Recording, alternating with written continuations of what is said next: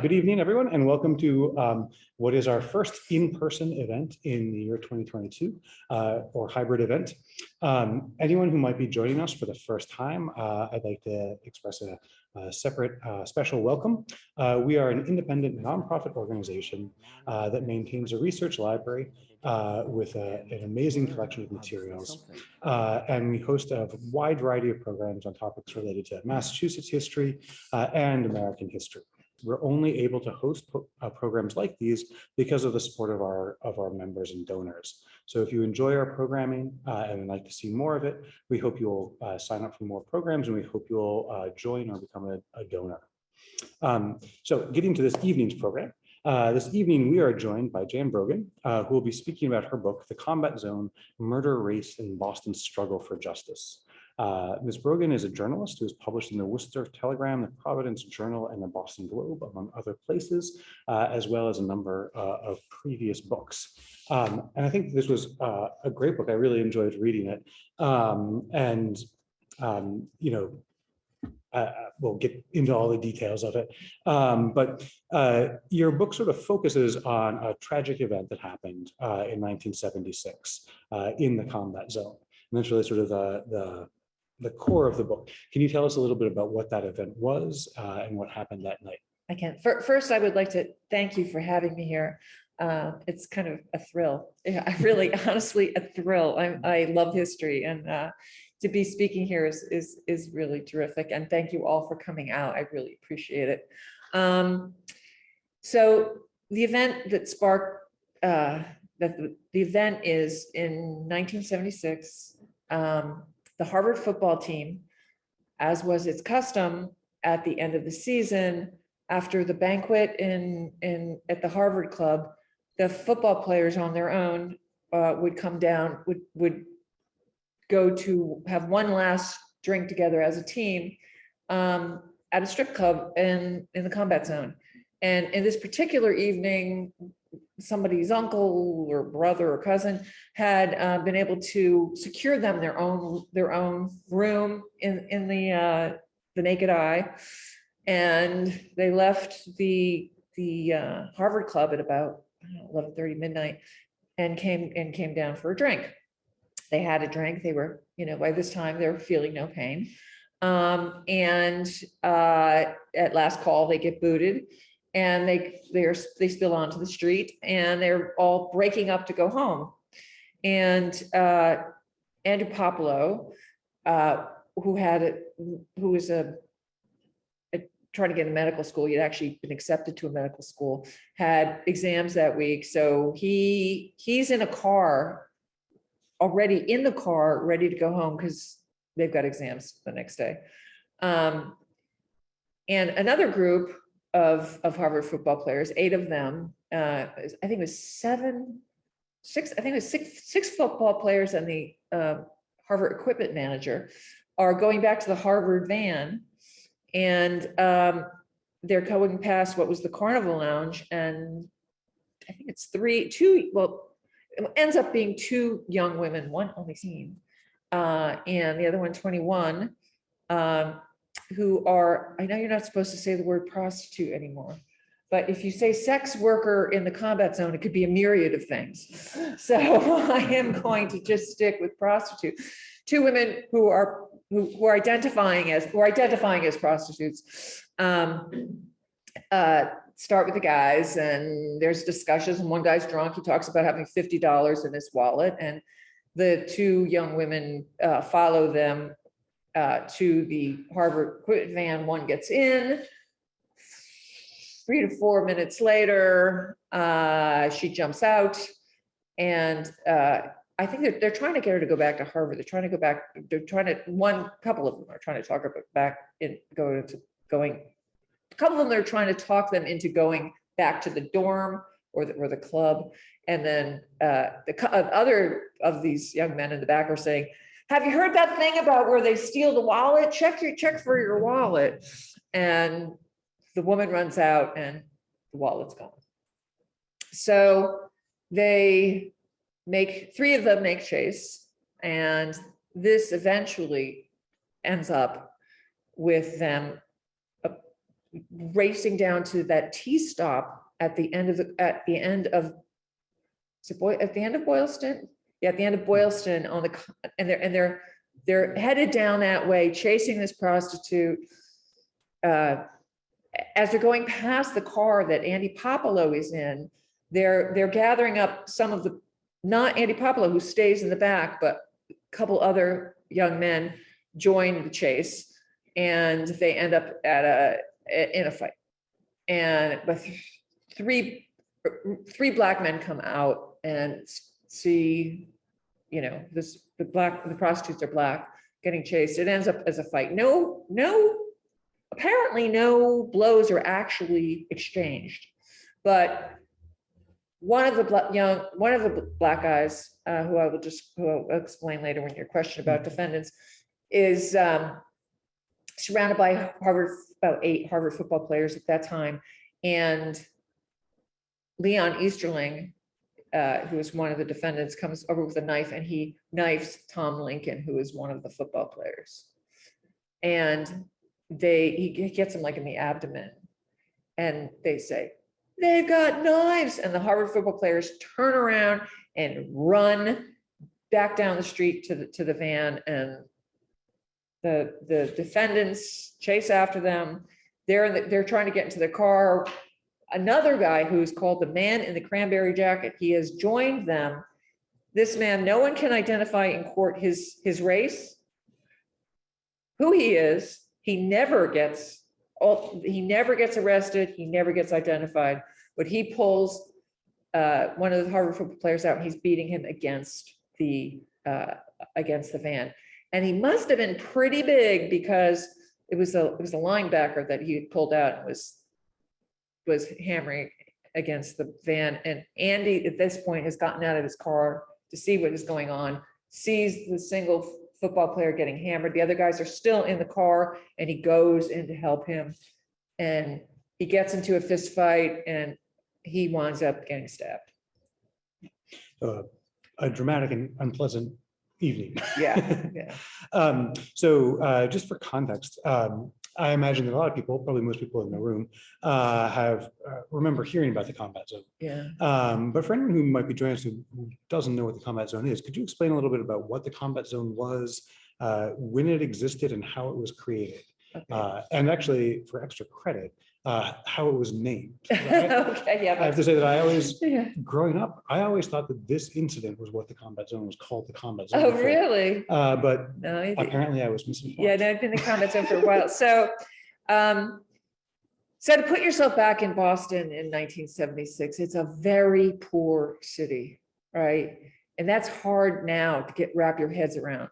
For me to wrap my head. Remember, and I was here then, but the downtown was very, very impoverished. Scully Square had been the original red light district.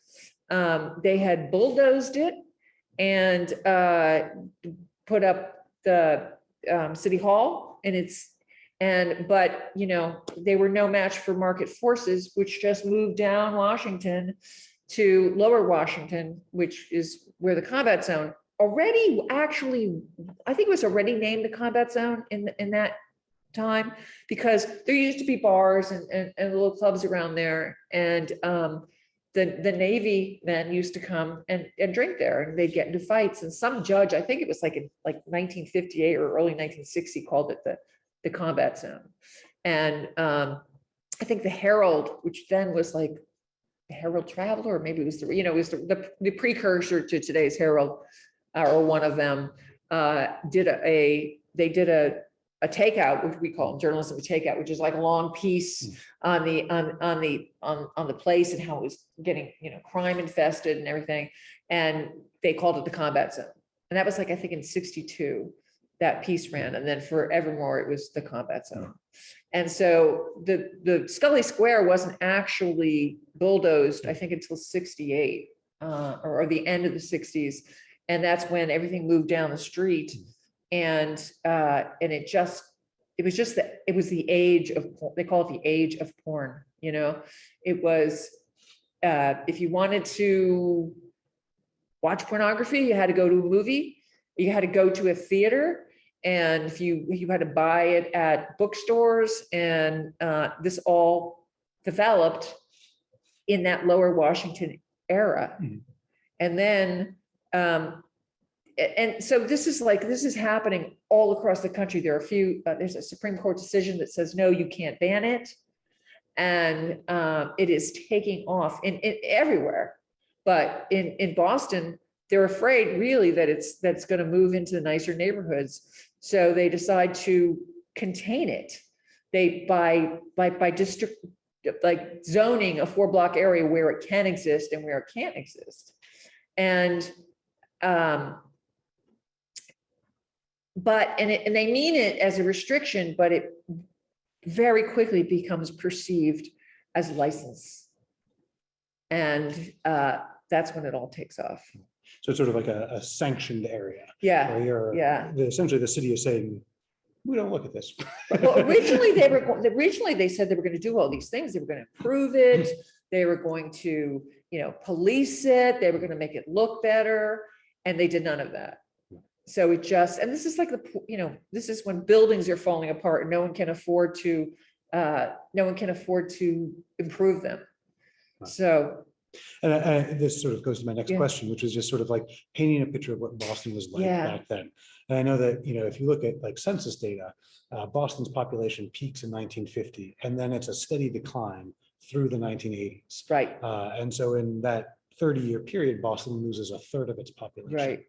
That was the time to buy real estate. Because the middle class just moves out of, most of the middle class moves out of Boston. And it's really a very active time for immigration to Boston from Italy and from Ireland originally. And then later on, it'll be when they open up immigration to people of different colors and areas, it'll become more Asian and all the other things, all the other groups begin to come. But there's a really huge influx of immigrants. And the thing about immigrants is they're new, they're coming here to make their way, so they have no money. So the city is really poor and manufacturing has moved out. So there aren't many jobs. And they built like 128 and 495. And so any new business is moving there, and they're building and they're making it easy for the suburbs to develop, and people are building bigger homes. And so the cities, not just Boston, are dying. And this is the era when New York teetered on bankruptcy, and you saw those pictures of the trash in the streets that no one collected. This is a time of really serious urban poverty and an escalation of crime that was intense, and it was particularly intense in the combat zone. Right. And it's also an era where there's a lot of disharmony between racial groups. Yeah. So I don't know if you want to touch on this era in terms of busing and also just in terms of general tension. Yeah, well, if you look at Boston, and its geography, you have these kind of natural barriers between certain neighborhoods.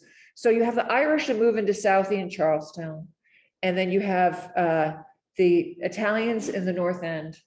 You have some Irish in West Roxbury and I think Roslindale, but it's all, and then Chinatown. But and then the blacks and blacks are moving into the city like slower than they have other urban areas, and so it's a small number. It's like something like, I don't know, 8 or 10%, but it doubles. It doubles and that freaks people out. But it's very tribal. It's the Irish from South or Charlestown can't go into like the young, and remember, this is the baby boom. So there's a lot of teenage guys, right? So they're fighting each other all the time. The battles go on. You cross the bridge to Southie. You cross the bridge to Southie, you get beat up. You cross the bridge to the north. If you're looking for some excitement, a bunch of Southie guys go into the North End and get into a fight. I mean, they hate everybody. It's really, everybody hates everybody. It's the way it is. It's a lot of ethnic pride and the other, and blacks are the other, and they are not welcome. And of course, the busing decision is right around this period too. So you have school busing and a lot of tension around that. So Andy Puopolo was stabbed in a fight, and 3 people end up being arrested. Leon Easterling, Richard Allen, and Edward Soares. Can you tell us a little bit about those people, who they were, and what their connections were? Yeah, so these weren't teenagers. Leon Easterling was 41 years old. He had a very long, he had periods when, like a 10-year period where he was living a pretty straight life. And then he had a ton of, had a long police record. Richard Allen, who is identified as his half-brother, but the police records don't show that, but police records are often wrong because people don't give the right names, but he's identified as his half-brother. He is kind of a bouncer in the area. He's a big guy. And he has been in and out of juvie and prison from like 13 on. But meanwhile, most people really liked him. So, and then there's Edward Soares, who is 30. Okay, so Allen is 36, I think, and Soares is I think he's Cape Verdean, and he is 33. He had a record when he was a teenager, but when you look at his police record, he hadn't gotten arrested for something like 20 years, and except for there was one like possession of marijuana. But aside from that, he had no, his criminal record ends when he's like 19, 21. And he was working as a peddler, like when you come out of Filene's, the carts, he was selling jewelry at a cart. So those are the 3. Filene's might be dating us a little bit. Yeah, right. Sorry about that. Yeah. I do remember coming out of I forgot.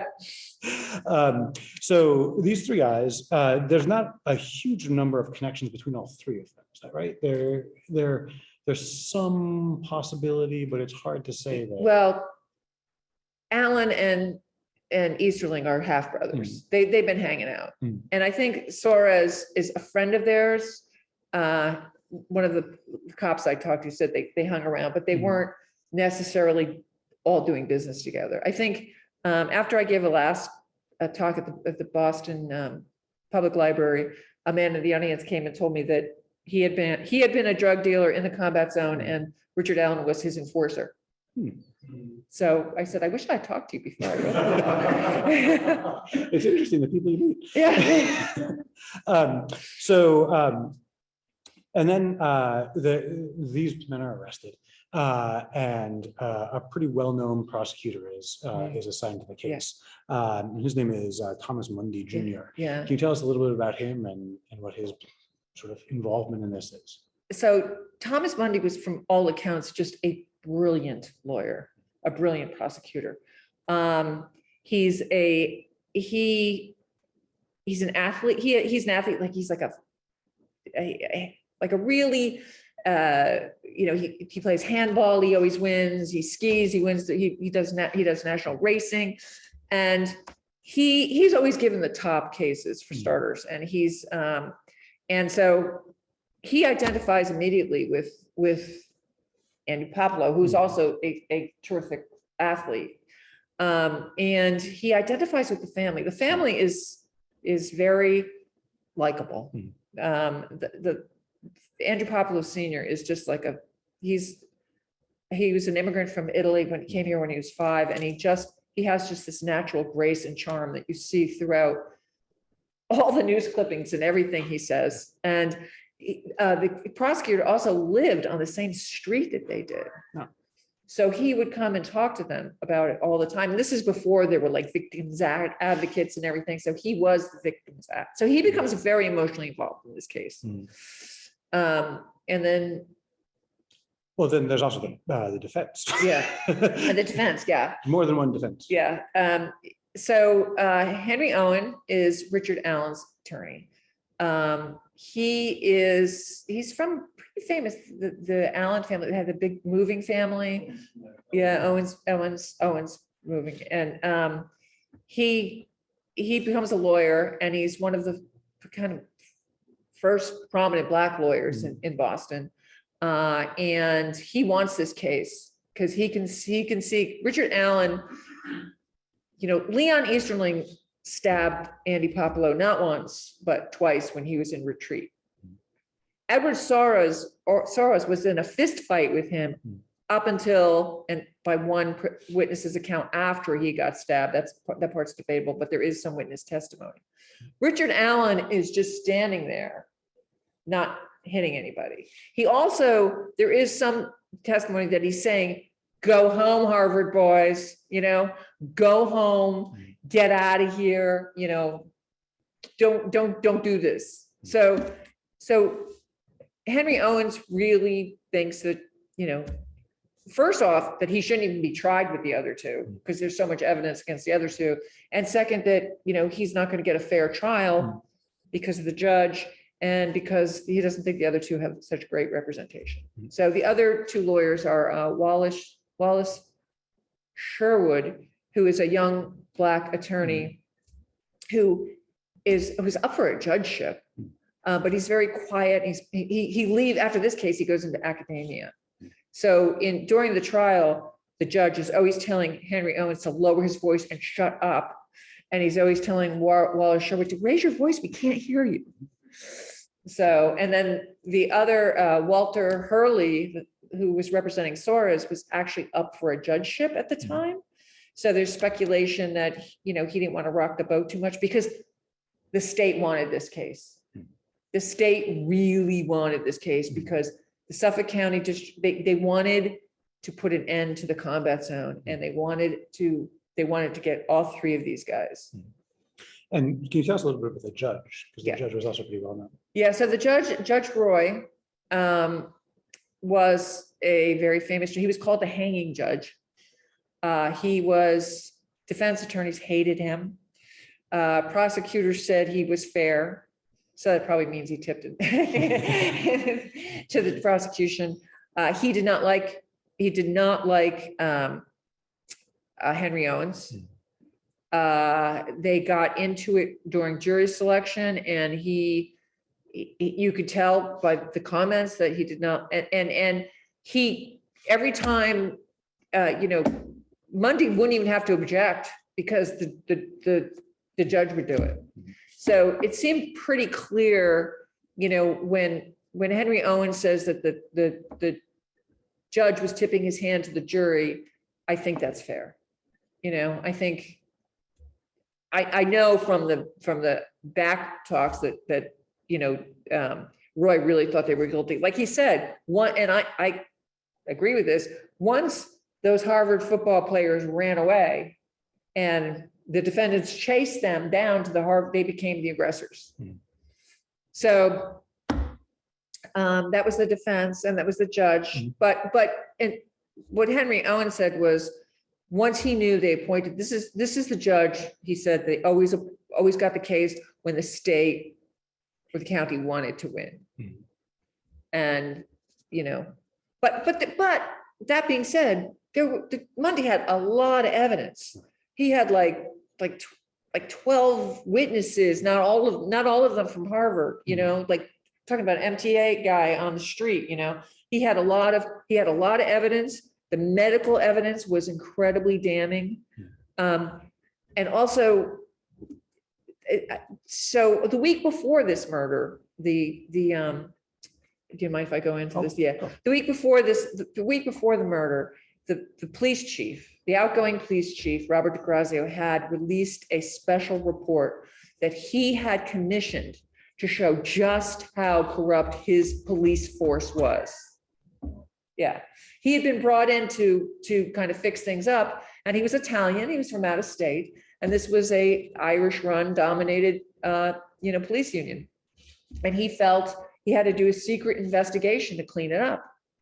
And he released this just bombshell of a report the week before that said, in essence, the combat zone was owned by 40 to 60% of the mob owned. cops were tipping off the mob, like, to their own investigations. They weren't arresting, they would just arrest kind of low-level people when they had to make arrests. They were turning their eyes away when, prostitution was going on in the alleys, on the street. Traffic would be backed up, and it would be a total gridlock as the women went through the open car windows to solicit men, and as drugs were bought and sold, and a Saturday night 60 prostitutes would be on LaGrange Street. This could only happen if the cops are turning the other. And the other thing was a real practice for strip clubs to hire the cops on detail. So they're paying the cops and they're getting free drinks, whether they're on detail or whether they're off duty or whether they're trying to police. So it's really quite the scene. In this case, these three men are tried using a legal technique called joint enterprise. Yeah. And this is, at least in my reading, was a surprising legal concept. But could you explain why? Because the case sort of hinges on. Yeah. So joint venture is not that strange, actually. In the Aubrey case, where they just convicted, the three white men for shooting him to death. They use joint venture. Only one guy shot him, right? All three of them are equally guilty. That's the same concept. So it's not that unusual. It's a little unusual to apply it to a street fight, but going back to that report that was just released, but one of the things that report said was there was something called the fondle. The fondle, F-O-N-D-L-E. So this is when prostitutes or women dressed like prostitutes, as the men are coming out of the bars, they're sidling up to them, they're fondling them and stealing the wallet. Right? So it's a technique. And it had been going on for a couple of years. A new wrinkle was that now they had male protectors. And they had men working with them for a cut of the wallet. And the police chief, Robert DeGrazia, told me some of the cops would turn the other way, would protect the women for a cut of the wallet. And so Mundy says these three men who came to this prostitute's rescue were working together as part of that. They called it the robber horse scheme, is what they called it. So he charges joint venture in two ways, and this is the complicated thing. He's saying they're all working together to protect the prostitutes, but he's also saying even if they weren't, because they all run down together, because they know they know Leon Easterling has a knife because they saw him stab Tom Lincoln up by the T-stop, because they all run down together. And even Richard Allen, who isn't doing anything by his size alone, is there providing assistance. They are all guilty. And the high court actually holds them up on that part. When this happens, the family, I think, obviously is devastated by this. Andy Puopolo doesn't die immediately. He survives in a coma for about a month. And there's a huge outpouring of support for the family. But over the course of the trial, this starts to shift. And can you talk a little bit about that shift in public support? Well, it's not during the trial. It's after the verdict. Right. So it's after the verdict when three of them get convicted of murder one and sentenced to life imprisonment without any parole, which is, I think, what it is, still is today. And so immediately Henry Owens appeals. And it's interesting because, and I am of the media, but the media just changes. It goes from, look how awful the combat zone is, look at all this stuff. And then there's a big piece on Henry Owens with everybody in civil rights, all the civil rights lawyers saying that Oh, there is absolutely no evidence to support joint venture on this. So there's a big piece in the Globe, but then there's some events that happen as well. So one of the events that happens, and this is that Brian Nelson is a young black 18-year-old from Medford, and there's a fight between 3 black teenagers in a car, and 9 white guys in a van getting into it during the snow. The car spins out. It's like there's a fight, and an ex-Marine, he's 19-year-old, is charged with, first it's murdering. Brian Nelson gets beaten with a tire iron and stabbed with a broken bottle, and he dies. And the judge looks at it and says, nope, there's no joint venture. There's like 9 of them. There's no joint venture involved in this. It's just the one kid, and he only gets charged with manslaughter because it's a fight. And then he gets acquitted a couple months. So, it's like three black guys have to be convicted for killing 1 white guy, but, 1 black guy, guy goes free. So that's a very stark contrast that happens not too soon after. And then there's also a couple other, there's the incident. This is like got to be one of the worst moments in Boston history, I would think, that a school group from Philadelphia, I think it's a church school, comes up to see, and they're black, and he comes up to see the Bunker Hill Monument. And as they're leaving to get back on their bus, 3 white guys beat them with hockey sticks. I mean, and then they wind up getting rounding up 3 guys, and they arrest them, and they get acquitted. Now, one of the reasons they are acquitted is because the witnesses at the trial say, I'm not sure that's him, So, but, the police work was obviously shoddy. So nobody gets convicted of that. And it's also an era of increased amount of violence, and particularly white violence. It's during busing, and everyone's getting furious. And there is statistically more white violence against black than blacks against whites. And it's starting to say, well, it doesn't really matter if you arrest them because they're going to get acquitted by these all white juries. So that's in that moment, it starts to shift. And so there's an appeal of the verdict. Yeah. And a lot of the appeal has to do with the jury selection. Yeah. You want to talk about that? Yeah. So when they are selecting the jury, so I should say that Henry Owens, once he knows who the judge is, he knows that the only shot for his client is if he gets them on is the appeal. So he is setting up the appeal from day one. And he has also in the past been frustrated by Mundy, if the jury pool comes out, right? And because there aren't that many blacks in Boston, there aren't that many, although they all are in Suffolk County, or the majority are in Suffolk County, the jury pool isn't going to have a whole lot of blacks in it, right? And also it's because the way the jury pool was selected in that day. So the jury pool comes out, and maybe you have 100 people in it.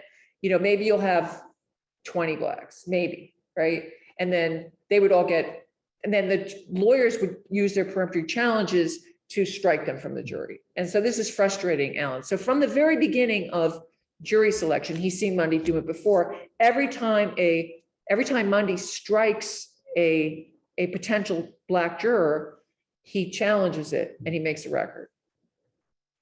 And so this is what so infuriates Judge Roy, starts the bickering that goes on. But so it's the peremptory challenges are like, if you don't know what they are, when you see the movie about jury selection, they're hiring jury consultants. Both the defense and the prosecution have the ability to, when they're choosing the jury, say, nah, not him. And they don't have to give a reason. Or no, I don't like, no. And it could be because the juror seems too smart. It could be that the juror, in many instances, had an Italian last name. The defense would strike everybody with an Italian last name, fearing they'd be too sympathetic to the Puopolos.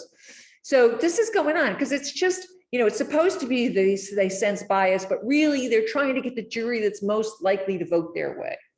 And they don't have to give a reason. And Mundy used those challenges to get rid of, I think it was 11 out of 12 potential Black jurors. And so the final jury has one Black man, and he is deemed the foreman, but it's only one Black man. And I think they figure they're okay because they had let one Black on to the jury. I would guess that they thought that protected them, but it didn't. The High Court ruled that just the percentages alone suggest a deliberate striking of jurors because they are Black. And while the appeal says no, there was plenty of evidence to support joint venture, they say you have to have a new trial because this kind of jury selection is wrong. And they said, then they start a system, they propose a system that they still have today, although it's been refined and made better, where if you're the prosecutor or you're the defense attorney, you see the prosecutor has struck 3 women, you could say, I see a pattern here of striking women. Or if gays, although that probably wouldn't be out, that wouldn't be as visible, but or say you're Muslim, and you strike 3 Muslims, or anything that's an identifiable group. The other attorney will note it, he'll challenge or she'll challenge, and it'll be grounds for appeal. And it has been grounds for appeal in cases have been overturned. So now you have to really be careful about jury selection. So in some ways, that is kind of one of the lasting impacts of this whole incident, is that this becomes a rule in Massachusetts, and then it goes on to have more of a national impact and be cited in Supreme Court cases. Is that right? Yeah. So California makes a similar decision, like maybe half a year before, and then Massachusetts has, and it's called, for a long time, it's called the Wheeler-Sorez approach. And so California and Massachusetts are considered like radical reformists. And other states don't, a couple do, but it doesn't like sweep the nation or anything. But it finally, in 8 years later, the federal court takes it up, and it's called the Batson decision. And they say you can't do it anymore. The Batson decision is more problematic. The Massachusetts decision, because of other refinements, is actually more effective. The Batson decision, prosecutors across the country find ways to get around it, but in Massachusetts, it's a pretty good solution. So there's a second trial. Yeah. You want to tell us about the second trial? Yeah. So there's a second trial, and which is like 2.5 years later. It's in October of 1979, and during that 3 years, the violence in Boston is intense. I mean, there's actually, over busing, there's a period when there's in the newspaper where the city is afraid that activists are going to blow up the bridges and the tunnels. I mean, it's like terrorism, cars are overturned, kids are stabbed in school. It's a very, very violent society at that moment. And they start to think in 79, it's starting to calm down. And then Darrell Williams, a 15-year-old Black kid, is on the football field in Charlestown, I think he was playing for Jamaica Plain. And he gets shot on the football field, a 15-year-old, in the back of the neck by 3 teenagers from a roof. I think it's a 22. He doesn't die, but he's paralyzed for life. But it is so heinous that even in Charlestown, which is known for its insularity and protecting its own, help out to try to find, till they find these guys who shoot them, do the shooting. I mean, it's like the moment, I think it's the pivotal moment in Boston's history where white violence has finally gone too far. It's the tipping point. And this is 3 weeks before the Puopolo trial. And the Puopolo trial now is the first time, the new Puopolo trial is the first time that they are using this new jury selection system. So that takes like 3 or 4 weeks. The lawyers are badly, and in the meantime, the defendants have, Henry Owens stays on, but they have 2 new attorneys. They have Norman Zalkine is now representing Easterling, and Andrew Good. And so they have vastly superior defense attorneys, and who have had much longer to prepare for the case. The initial case is tried 3 months after Andy dies. So the defense had 3 months to prepare. So now they've had a year, they're putting their all into it. And still, even then, it's a very close trial that could go, I think, either way. But it has, the new jury has 3 blacks on the jury and 1 as an alternate.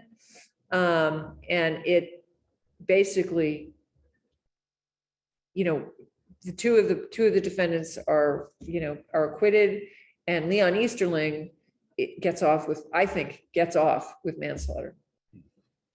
And it's worth mentioning that he also had admitted. Yeah. So yeah, he was hard to get off. Right. He confessed on both stands to stabbing them, but he tries to say he was in defense of Soares, but Soares testifies now. I didn't eat him. I don't know what he's talking about. So they're not in working in conjunction. So it's pretty amazing. Like, in my mind, both trials were deeply flawed. I mean, if I think Leon Easterling should have been, I think it was murder in the first degree. I think the medical evidence alone. But well, I want to invite people who are joining us online that they can use the Q&A function to submit questions. We'll try to get to as many of them as we can, and I want to make sure that we leave some time for questions from people other than me. But I did want to, just as a final question from me, I want to ask how you got involved in this project. I know that you explain it in the acknowledgement at the end of the book. Yeah. But just so people know. So I had written 4 murder mysteries, and after my last murder mystery, I had felt, I felt like I could write about crime, I could make up crime, but I felt like I really wanted to. And I could tell any story, but I felt like I wanted to tell a story that, and I kept saying this, that really needed to be told. And that was my objective. I wanted to find a story that I felt really needed to be told. And it was an important story. And I said this enough times at, I think, cocktail parties in Westwood, where I was living at the time, that a friend hooked me up with Danny Puopolo. And Danny Puopolo was trying to do a film. And as part of he's Andy's brother. He's Andy's younger brother. He was 19 when his brother died, and he had struggled with revenge, wanting revenge on these defendants, and his way to come to peace, to honor his brother instead of revenge, was to tell his story. And they were working on a film project with Andrew Cadiff, who was he was a director. He directed Spin City and Home Improvement, and they were looking for a screenwriter, and I agreed to write the screenplay, but only if I could do the book. I know, like I said, I know that films very rarely get made, but I felt like I could sell the book. I could write and sell the book. So that's how this came about. And it was quite a long process, right? Yeah, it really took 10 years, and part of that was, I couldn't sell it right away. My agent couldn't sell it. And then 5 years after, and I gave up. It takes a while to write the book proposal. It took me a year to write a book proposal. And then it takes like another 6 months to realize no one's going to buy it. And then I I just like so one publisher, University Press New England, said, would you do it on spec? And I said, absolutely not, because I knew how much this book was going to be. I knew this book, and it was more work than even I imagined. And, but then 5 years later, out of the blue, I was working at UMass, the president's office. I get an email from the editor who says, we want to give you an advance and go forward on the book at this time. 5 years later, I was like, do I even have my notebooks? Where are the transcripts, And so I signed a contract. They gave me advance, or half the advance, which is the custom. And then and it took me a year and a half to write the finished project. And then 3 weeks after I delivered the manuscript, they announced they were going out of business. And so I wound up writing the book on spec after all, and so it took me a while to find another publisher. It took me a year and a half to find another publisher. So it was a long, and I have to say, heartbreaking experience. Yeah, and you interviewed many of the family members and so I mean, the number of interviews seemed like they must have been very emotional to talk to those people about such a painful moment in their lives. It was, and some of those Harvard football players, it was so interesting that were there. One of the guys told me, this is very therapeutic I love talking about this. I have to talk about this. And then other people just wouldn't return my phone call, and other people would talk about it, but you could tell you were asking them to relive like the worst night of their lives, and then it was really hard. I spent a lot of time searching for relatives of Easterling and Soares and Allen, and I had that was frustrating. Then I found like friends of theirs, people who knew them, and it took a long time. Well, do people in the audience have a question? Oh, there's a question. You talked a lot about the story of the city, and of a society that's dealing with racial issues. You talked about the criminal justice system and its evolution. You've hinted at this recently, but could you speak a little bit more about the family that it was the epicenter, the family of Andy Puopolo, and how they dealt with this on a public stage, both publicly as well as privately, over an incredibly long period of time? Because that's, to my mind, having read the book, a very fascinating part of the book. What if you could articulate that a little bit more? Sure. So just to repeat the question for people online who might not have picked it up, is sort of talking about the family of Andy Puopolo and how they processed this over many years. Yeah. So that was really part of it that drew me to write this book was Danny Puopolo's story. So Danny, the younger brother, is 19 when Andy gets murdered, and they are very close. They're a very tight-knit family all around. They're called to the hospital in the middle of the night. And one of the most tragic things is I think they got him there on time. They think it's a miracle because he's really arrives DOA, and they restart his heart. And when they first dilate his pupils, it looks like he's going to be okay, that they got him there on time. So there's this tremendous hope. And then he never wakes up. So, and when he's in a coma for a month, like everybody in the city this is so, but 300 newspapers across the country covered the story, TV and radio everywhere. And there are people like Teddy Kennedy writes them a letter, that city councilmen are dropping by. Psychics are walking in and telling them that he's gonna wake up.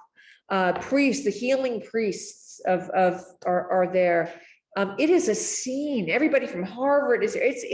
And so there's this month-long period with all this hope and angst, and it comes to naught, and he dies. And then they all want is justice, right? And so, and they think they've gotten justice, right?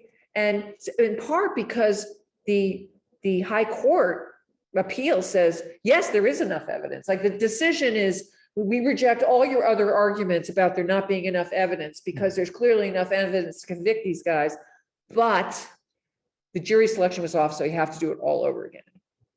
So now, obviously, I think that is a good decision for society, but it was a really bad decision for the victim's family. And so they have to go through it all over again. And they have to go through, and I think the worst part is, and the thing that I learned the most about is, there's this victim shaming thing that goes on all the time. Think about it. When someone has cancer, did you smoke? You know, did you, but when people are murdered, it's like, well, so what? Oh, that's really sad. So what was he doing at the combat zone anyway? Right. And remember, the combat zone then is considered to be this shameful part of the city. You know, and people will still say to me, like, I'm writing the book, let's say, oh, that was that kid who got in trouble with the prostitute. And you're like, no, he had nothing to do with the prostitute. He was there with this football team. But people want to believe that the victim somehow asked for it, because it makes them feel the world is safer and it won't happen to anybody they love. And there's also, I've talked to some specialists, people who treat victims, survivors, and they say there's also a amount of shame. You feel shameful that someone you love was murdered because you feel like it's so rare. Why did it happen to you? So, and you're dealing with this very, very public place. Then after the trial, Andy's name, he's like, oh, that racist Harvard kid. Now, Andy, and this was told to me over and over again, he was the kid on the team who always made friends with all the Black kids on the team, in part because he had been called a guinea his life from the Safi kids, and he was always going to identify with the people who felt left out. And so his name gets associated with racism. It's not him. He had nothing to do with the trial, you know? And so there's all this baggage that goes on, all these different kinds of painful experiences and they're an incredibly strong family. The parents are still alive and they have kept their family tight. And I think it's because the family was so strong that Danny survives his struggle. So we have a question from our online guests. Patricia asks, so how did this incident kill the combat zone, change the police attitudes towards policing the area, and what happened to the businesses of the combat zone when the area was dismantled? Okay, so what happens is, after this murder, the police chief changes too, and the area is just flooded with cops.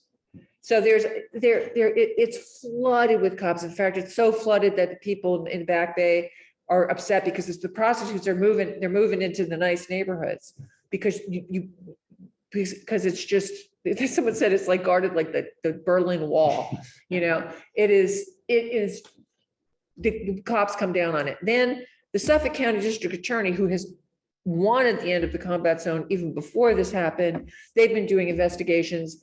They go to town and reveal all these like false ownerships of like clubs. They're basically identifying the real owners of the club, the mob ties. And also, you know, those days they were letting kids drink, you know, like young kids would go in and drink. So they're coming down on all, and they were like, there was prostitution going on inside some of the clubs. So one of the clubs was letting guys charge it on their credit cards.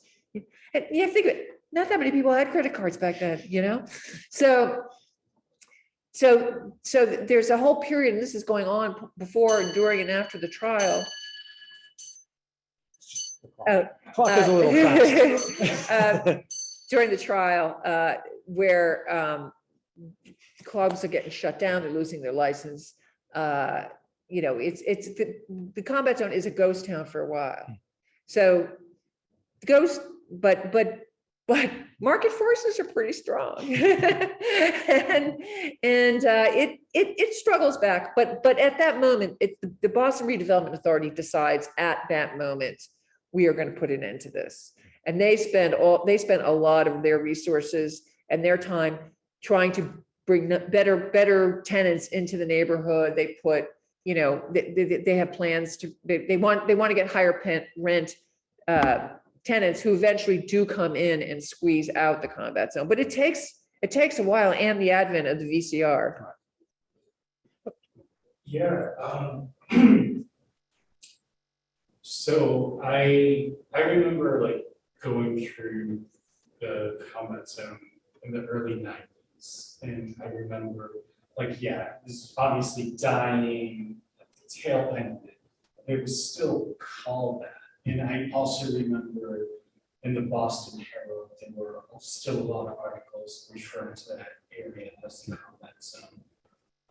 So to me, it was like, I don't know this history, like, very fascinating, but I don't know, I always thought it just died, I don't know, maybe mid-90s or so. Like I remember sort of this visual shift where this, most of the strip clubs, the porn theaters or whatever were gone, but at least I think memories of it in the early 90s still remain intact. Well, yeah, there's 2 strip clubs still on LaGrange Street today, but but yeah, it was a slow death, it was a death by 1,000 cuts, I think, it shrunk. It was like the incredible shrinking combat zone, but it took a long time to shrink.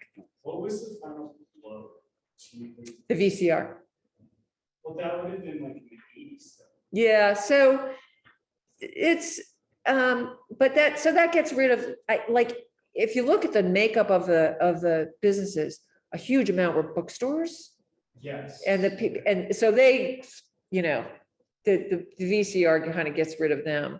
And then you have clubs, right? Nightclubs. So nightclubs are going to, I mean, there's strip clubs today, right? The strip clubs are going to continue to linger because you can't get that on the internet live, right? So I think the VCR was pretty much, and also, now if you look at it, it's all luxury condominiums. They start, once the luxury, Ritz built those towers, and then it starts to, rents go up, and then they put, was it the not the MDC, I think it was, there was a big federal building there that they brought in, and so the transportation. yeah, that's what it is, transportation. So I think that, had an impact, and they just keep recruiting these, better tenants. There were some plans that, like, big plans that didn't go through, but they kept at it. Also Chinatown, which really put up with a lot with the combat zone. It was promised a lot when they zoned it and never got it. They get more political teeth, and their protests begin to mean more. So my only memory of the combat zone was that when I was in 7th grade, we did a section on history of China, and our teacher from Cambridge took us to Chinatown, and he was somewhat of a hapless teacher. And he just took the wrong turn. and all of a sudden, he had very wide eyes. You guys had the best field trip ever. Wasn't brought up too much. So Keith online asks, during the trial and the appeal and the second trial, are the defendants free or on bail? No. They're imprisoned the entire time. So that's why I think Leon Easterling gets, I think he gets 18 years. He gets the maximum for manslaughter, but he's already served 3 years. So it's 15 years. So do you have another question from the audience? I was always curious about the 3, I think there were 3 black Harvard football players that are there in the combat zone, and they never get out of the bus. They never leave and get involved. Right. And I was always intrigued in reading the book, and what was that about? Did you have an opportunity to talk to any of those black people? I did. One, Kwame had passed away, and I couldn't, but I did reach one of them. He's a reverend now. And, put yourself as a young black man in Boston during busing at that moment, right? So are you gonna get out and run down this? No, No.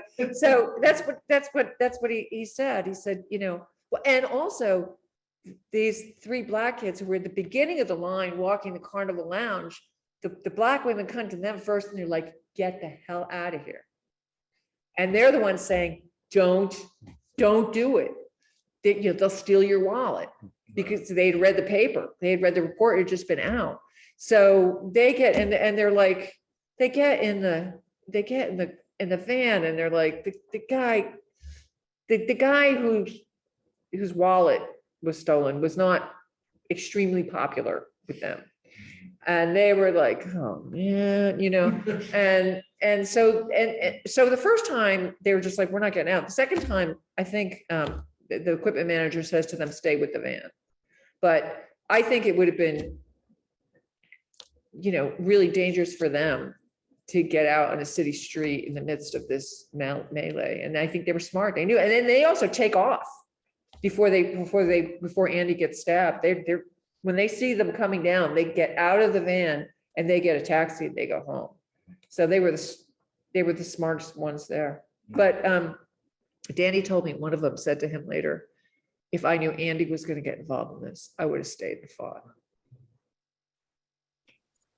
It's obviously been a big effort, an enormous amount of work. It took much longer than you originally imagined. On a personal level, if you think back on the whole experience, would you mind reflecting on either some of the surprises or the insights you personally have gotten as a writer dealing with this? Obviously, it's had I would think, a huge effort. Has had an impact on you and how you look at your life and how you look at society. I'm just curious. Well, I have to tell you one benefit to my husband. And that is, I have learned that people, because remember, there's two stages of my research, right? Early, and then I drop the project, then I go back before I write the book. So people's memories changed even in that interim. And I realized how hard it is to remember things. And that no one's memory. I mean, no one should ever trust their own memory. So where I used to say, no, I remember it like this. Now I'm like, yeah, but who knows? Because memory, and then I also did a little research on memory, and you can't remember things 40 years ago. You just can't remember those details. You're not a good witness, Yeah, I mean, that's what, it's true. Your memories change.